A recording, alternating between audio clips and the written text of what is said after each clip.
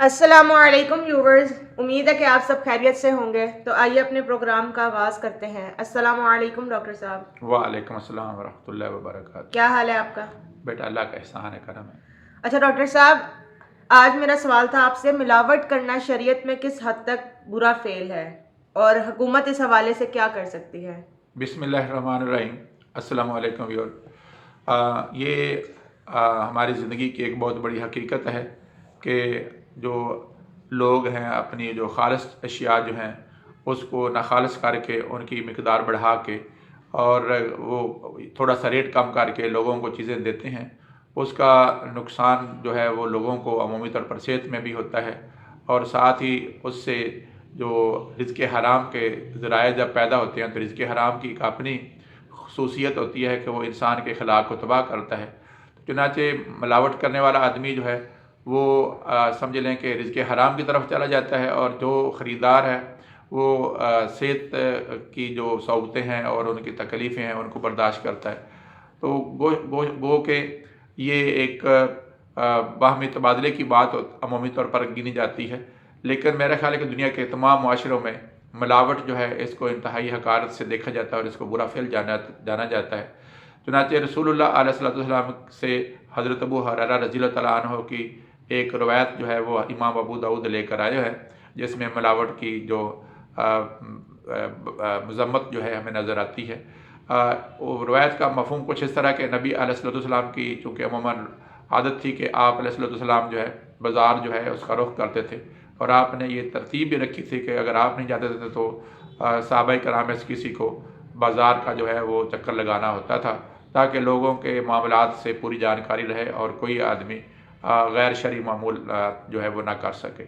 تو آپ ایک آدمی کے پاس سے گزرے جس نے اپنا غلے کا ڈھیر لگا رکھا تھا بیچنے کے لیے، تو آپ اس سے بات کرنے لگے کہ کیسے خریدتے ہو فروخت کرتے ہو۔ تو اسی دوران آپ علیہ السلام پر وحی نازل ہوئی اور کہا کہ آپ اس غلے کے اندر ہاتھ ڈالیں۔ تو آپ علیہ السلام نے جب اس کے اندر ہاتھ ڈالا تو وہ اوپر تو خشک تھا، نیچے سے گیلا تھا۔ تو اس طرح سے جو یا اوپر سے اچھی کوالٹی تھی اور نیچے سے کم کوالٹی تھی۔ تو نبی علیہ السلام نے جب یہ دیکھا تو آپ علیہ السلام جو ہے آپ برہم بھی ہوئے، اور آپ نے فرمایا کہ جس نے ملاوٹ کی وہ ہم میں سے نہیں۔ مراد ہے کہ وہ امت مسلمہ کے طریقہ کار پہ نہیں ہے، مراد یہ نہیں کہ اس کا ایمان ختم ہو جاتا ہے۔ ایمان تو اگر وہ نبی صلی اللہ علیہ وسلم کے اوپر ایمان رکھتا ہے، چونکہ انسان خطا کار ہے، کمزور ہے، تو بنیادی طور پر یہ کہ مسلمان جو ہے اگر صحیح طور پر اللہ پہ یقین رکھتا ہے اور رسول اللہ صلی اللہ علیہ وسلم کی باتوں کو اپنے لیے حقیقت جانتا ہے، تو وہ کبھی بھی ایسا نہیں ہو سکتا کہ دوسرے مسلمان کو دھوکہ دے اور اپنے فائدے کے لیے دوسرے مسلمان کو نقصان پہنچائے۔ چونکہ باقی احادیث سے پتہ چلتے کہ کسی مسلمان جو ہے وہ ہوتا ہی تب ہے جب اس کے ہاتھ اور زبان سے دوسرے مسلمان محفوظ رہے، یا مسلمان سارے جو ہیں ایک جسم کی مانند ہیں، تو جسم کے ایک حصے کو تکلیف ہو تو دوسرے کو بھی تکلیف ہوتی ہے۔ یا یہ حدیث کہ مسلمان جو ہے دوسرے کے لیے وہی پسند کرتا ہے جو اپنے لیے پسند کرتا ہے۔ تو اگر ایک آدمی دوسرے کو ملاوٹ دے رہا تو اپنے لیے تو ملاوٹ پسند نہیں کرے گا۔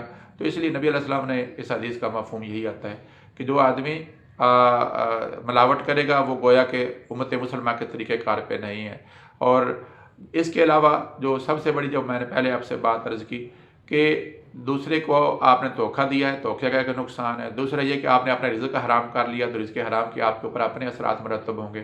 تیسرا یہ ہے کہ جس آدمی نے خریدا ہے اس کی صحت اور ان کے گھر والوں کے معاملات پہ فرق پڑے گا، ان کے اپنے گھر کے بجٹ کے اوپر فرق پڑے گا۔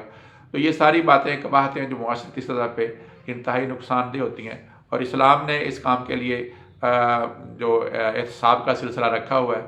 تو حسبہ کا ایک محکمہ نبی علیہ السلام کے زمانے سے لے کر، جیسے میں نے کہا کہ بازار کا آپ دورہ کرتے تھے، تو وہ جو حسبہ کا محکمہ ہے وہ ان چیزوں کا خیال رکھتا ہے کہ جس کے ساتھ کسی طرح کی ملاوٹ یا دغا بازی یا دھوکہ یا کسی جانور کے ساتھ تک بھی کسی طرح کی زیادتی نہ ہو۔